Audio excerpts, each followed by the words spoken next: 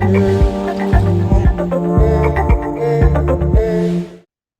Steve, so it's good to see you. We are going unplugged like never before on today's episode. And so I want to ask you a question as the end of the year approaches, what's your biggest concern? Wow. Didn't expect that question, Eric. So what's my biggest concern? I mean, for me personally, um, what is my biggest concern? Gotcha. So I get you did get me, yeah. I guess Steve is never for usually me, short for words here, so I'm feeling yeah. pretty proud at this moment. I guess for me, traction. So let's call it traction. That's a good word. Yeah, but more on that in a moment, Eric. But Yeah. first, hello, I'm Steve. And I'm Eric. And together we are two dads with one mission. Welcome to the Dads podcast. This is the show for dads, all about fatherhood, faith, and freedom, one conversation at a time. Yeah, so just before that little short break, I said, what is the one thing that concerns me? It's traction. So Yeah. what do I mean by traction? So let me ask you a question, Eric. Have you ever looked at yourself in a mirror, and just thought, I just thought I'd be further on than this. Oh, yeah. I thought I'd have done more than this. I just thought I'd be, more advanced at an advanced stage than this. That's I sure actually have. a pretty common thing for me, and I think it's part of the way I'm built because I spent years in sales, right? And in a sales environment, especially a high ticket, outbound kind of sales environment where you eat what you kill, every day is a new day. Yeah. Like you Yeah. can't wake up one day, especially it's one thing if you are completely independent, but if you work for a sales organization, you can't just wake up one day and go, on a Wednesday and go, oh, look what I did Monday and Tuesday. I'm just going to coast the rest of the week. Like nobody's going to tolerate that. And whatever you did last week isn't good enough, right? So there's always that thing, that kind of Yeah. tension in that environment. And so I'm kind of built like that, which is why I guess I don't know if I was gravitated towards that or whatever it was. And so, to answer your question, yeah, I often look in the mirror and go, you know, the nature of the question is oftentimes different, but it's kind of all under the same umbrella of like, what am I doing with my life? Yeah. Why am I doing what I'm doing right now? Is this what I really want? It's kind of there's always that little bit of discontentedness, maybe. Mm-hmm. It's not Yeah. like I almost said dissatisfaction. It's not that. It's Yeah, the just word that, that popped in my mind, Eric, was frustration. I'm obviously, I get a lot of frustration when I kind of, I do the look in a mirror because, and it's the reason why I said, I dug deep there and came, pulled traction out. But it's like I set myself probably really unrealistic, unreasonable, really high expectations. Where in my mind, I imagine, this is how it's going to be laid out, and this is kind of the time that's going to elapse to get where I want to be. And yeah, it's almost like, when I set the direction and kind of, put the vehicle in gear, the wheels spin, and they keep on spinning, and it's almost like there's not enough traction. And then, several weeks or months pass, and I look back and I'm thinking, wow, is that all I did? But yeah, here's the really interesting thing for me. I get frustrated with that, in that for me, it's almost like time's eroded and I'm not as far on in life as I wanted to be. So I look at myself in the mirror and I wonder, like, again, I ask myself that question, I thought I'd be more ahead than I am right now. But here's the interesting thing that I alluded to just moments ago. From the outside looking in, when you speak to your family and friends and your partner, it's mhm. like, boy, they think you're smashing it. And it's like, in their eyes, it's like, Oh you've got yeah, massive traction, massive momentum, yeah, and they'll massive pat you on the back, and you're doing so motivation. It's great. like you are Yeah, smashing it, but we set ourselves these unrealistic expectations of ourselves, which are usually at an incredibly high level, and we never achieve that. And we consider that as kind of losing traction, losing momentum, when actually we're doing really well, and we should just applaud ourselves and give us a pat on the back from time to time. as you were talking, and just the idea of traction in general. This may appeal to men in general if you are into like motorsports at all. Think about a drag race. There's a time for spinning your wheels, Mm. right? Because what does any drag racer do before they actually line up at the line for the event? They're spinning those tires, right? And they intend to spin those tires because they're trying to heat them up and prepare them and all that kind of thing, so that when they do line up for the race and they're ready to go, those tires just stick. And there's Mm. just because lots of drag races have been lost because somebody just spins too much, right? And the other guy's moving forward and you're just still spinning your wheels when you Mm. shouldn't be. And I think that, for me, that's like a pretty good visual, is that there is a time to spin your wheels. Yeah, I really love that metaphor, Rick. It's almost like, when the wheels are spinning, when you don't have that traction, you're actually just warming up for the main event. Yeah, you're I warming love I up love that analogy. and you're getting the tires prepped and all of that so that they can do what you want them to do when you want them to do it. Mm. Right. So it's not that, if you ever have that feeling of spinning your wheels or kind of like running in place, that's not necessarily a bad thing unless you're just spending too much time there. Right.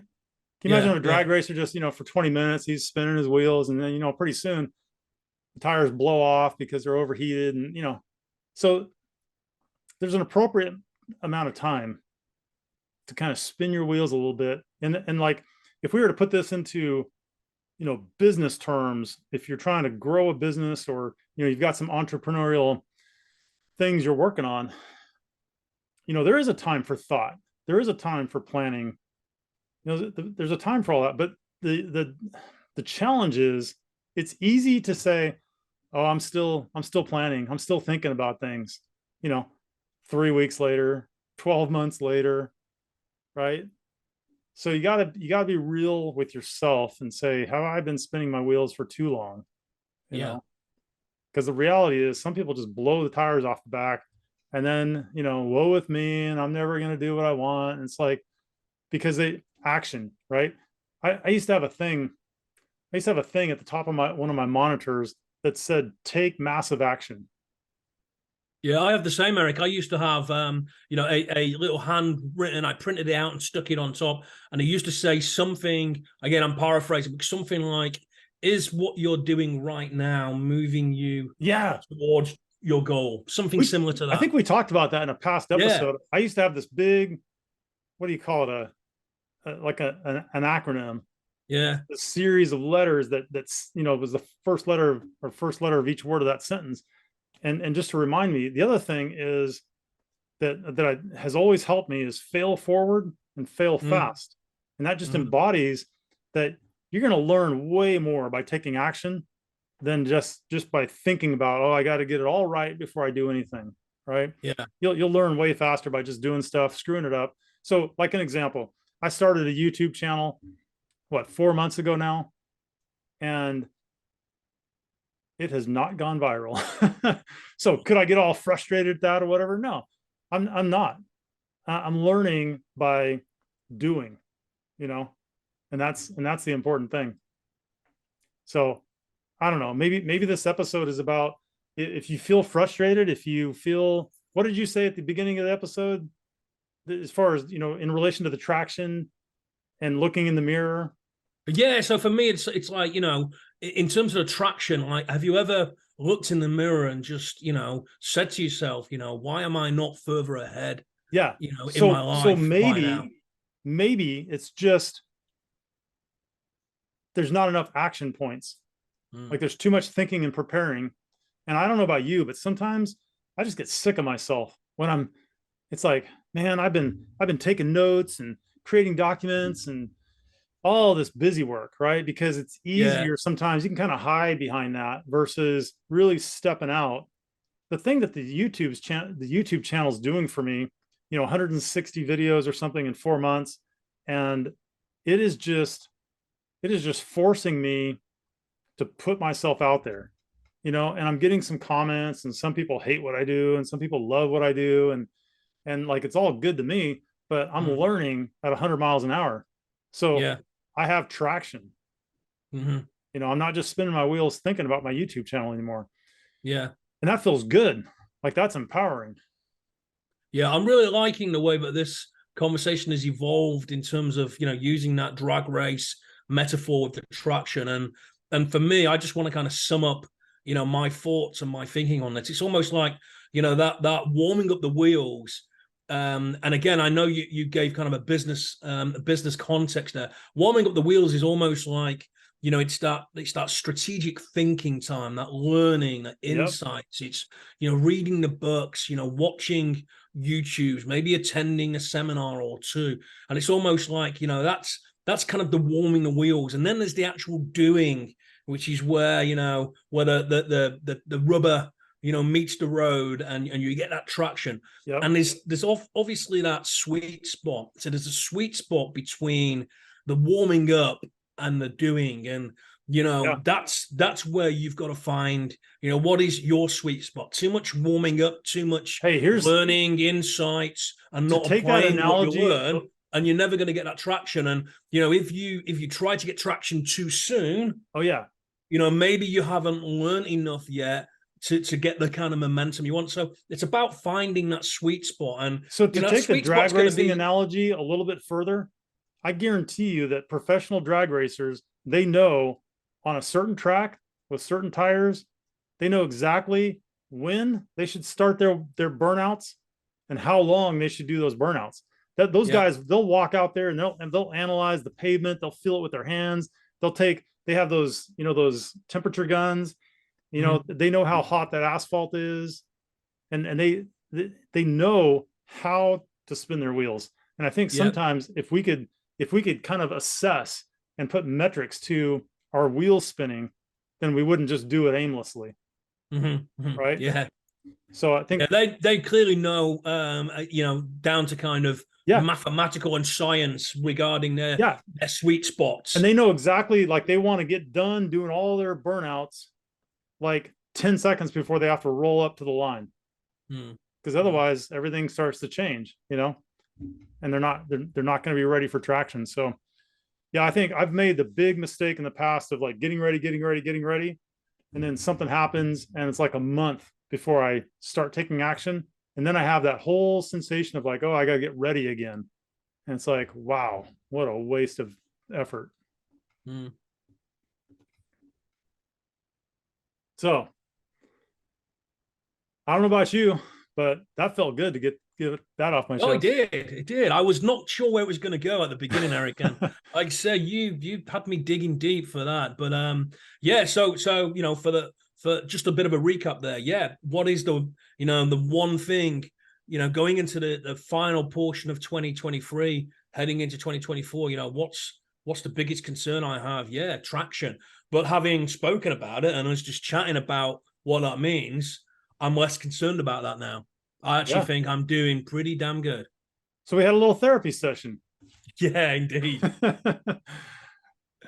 Awesome. Well, I love this. We talk about allied dads and one conversation at a time. And so this is the most unplugged we've ever been. Yeah. I think we should do this again next week, Eric. I think we will. Hey, listen. So how do people get in touch? How do they? They may have some suggestions to things that they want. That's just what I was going to say. If you've got something that you would like us to talk about, hey, I'm even going to say this: if you are currently doing something that impacts fathers and maybe men in general, and we're looking for people to interview. So if you'd like to be on our podcast, hit us up. We'd love to give you. Put you in front of our audience and just let you talk about your thing. And so there's that. And if you want to find us easy, it's allieddads.com. All of our contact info is there. I think that's it. What do people need to do? Yeah, it just leaves me to say, you will find us on your favorite streaming channels. And again, just hit those subscribe, those bell buttons, so you get notified when new episodes drop. New episodes weekly on a Thursday. Perfect. All right. Great conversation, Steve. Yeah. See you on the next episode. All right. Take care.